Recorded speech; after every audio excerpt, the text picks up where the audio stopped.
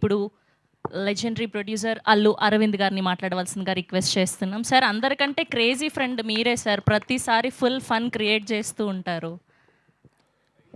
ఇది ఒక ఎటకారం బ్యాచ్. ఈ వాసు ఎటకారం, ఆ డైరెక్టర్ ఎటకారం, నేను మొత్తం ఈ ఎటకారం అంతా కలిపి ఈస్ట్ గోదావరి అంతా వెటకారం. జనరల్గా ఈస్ట్ గోదావరి ఒక వెటకారం డిస్ట్రిక్ట్. వాళ్ళకి ఆ ఫన్ సరదా అంటే చాలా ఇష్టం. అందువల్ల మొదట్లో ఆయ్ అని పేరు పెడదామా అని ఆలోచించినప్పుడు ఒక ప్రాంతానికి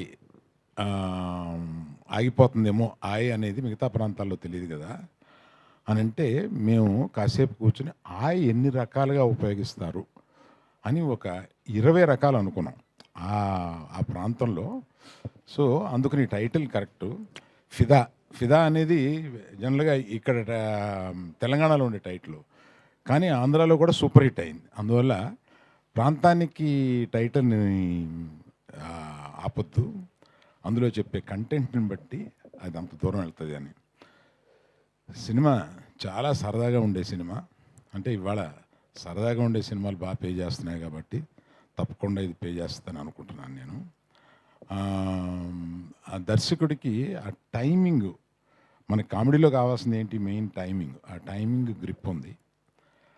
నేను ఫస్ట్గా నితిన్ని అప్రిషియేట్ చేయాలి. నాకు ఈ కథ చెప్పి నితిన్ అడుగుతున్నాం అంటే ఊరుకోవా అన్నాను వాసుని. అంటే హీరో అవ్వాలనుకున్నప్పుడు ఇలా కొడితే 20 మంది పడిపోయేలాగా అనుకుంటారు, కానీ ఈ కామెడీ సబ్జెక్టు ఫ్రెండ్స్ తోటి రోడ్ల మీద అల్లరి చేస్తూ తిరిగే ఈ సబ్జెక్ట్ ఎందుకు ఒప్పుకుంటారు అని అంటే, తర్వాత ఆయనతోటే నాకు చెప్పించాడు. నాకు కథ చాలా నచ్చిందండి, చాలా సరదాగా ఉంది. ఈ సినిమాలో నేను ఎంతమందిని కొడితే ఎంతమంది పడిపోతారని కాదు కదా, మీరు అలా అన్నారంట, హీరోయిజం ఉండాలి కదా అనేది. నాకు కాదండి, నాకు కథ హిట్ అయితే అదే హీరోయిజము అని. అతనికి ఒక 80% క్యారెక్టర్లో ఉంటారు. ఇంకో 2 ఫ్రెండ్స్ చాలా సరదాగా చేశారు. ఇంకొక అతని పేరేంటి, అతను ఇక్కడ లేడు, అంకిత్ అనే అతను ఇక్కడ లేడు.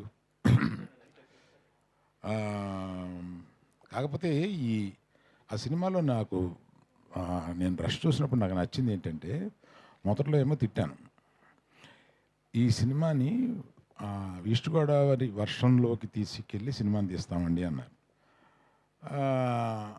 అప్పుడెప్పుడో ఆ వర్షం అప్పుడే తీస్తాము, ఇలా తీస్తాం అలా తీస్తామన్నారు. అది సినిమా జరిగి వర్షాలు అయిపోయిన తర్వాత ఎప్పుడో వచ్చింది.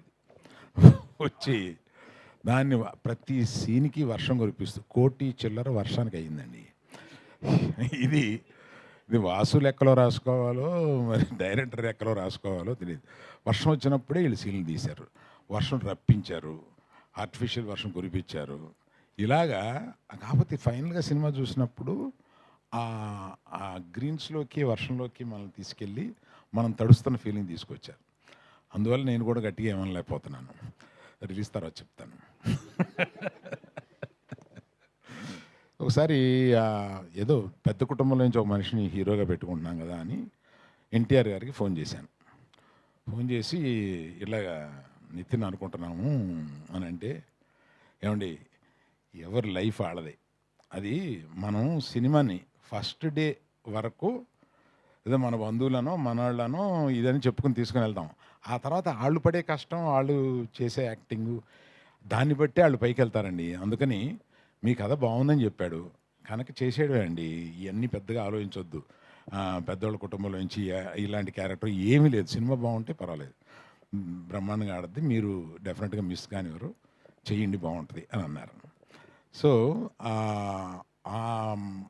ఇది ఇతనిలో ఆ మెరిట్ చాలా ఉంది, చాలా బాగా చేశారు, చాలా ఈజీతో చేశారు ఆయన. అమ్మాయి కూడా, అమ్మాయి ఇక్కడ లేదు, ఇవాళ ఏదో ఎక్కడో షూటింగ్లో ఉందంట, దుబాయ్ పెళ్ళికి వెళ్ళింది. ఆ అమ్మాయి పెళ్ళా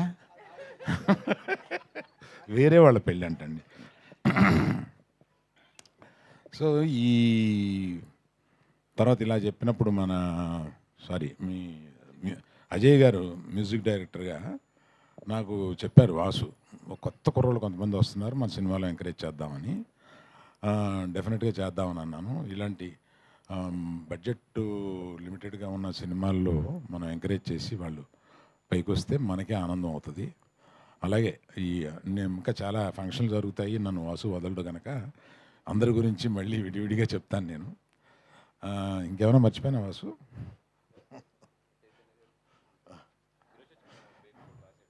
ఎవరు? మేబీ కూడా రాశారు కదా మీరు.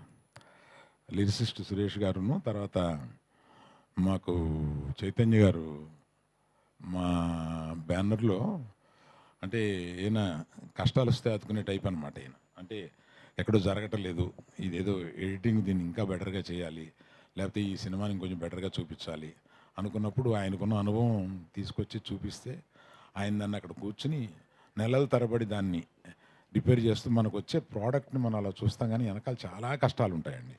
ఆ కష్టాలని ఎక్కువ పంచుకునే వాళ్ళల్లో మా గీతార్ట్స్లో చైతన్య ఒకడు. Thank you Chaitanya, thank you. So media మిత్రులకి ఇక్కడి నుంచి జనం బాగుంది అని చెప్పే వరకు మీరు తీసుకెళ్ళాలి. మాకు ఓపెనింగ్ వచ్చినాయి అంటే మీరు కొంత కారణం అవ్వాలి. Thank you very much.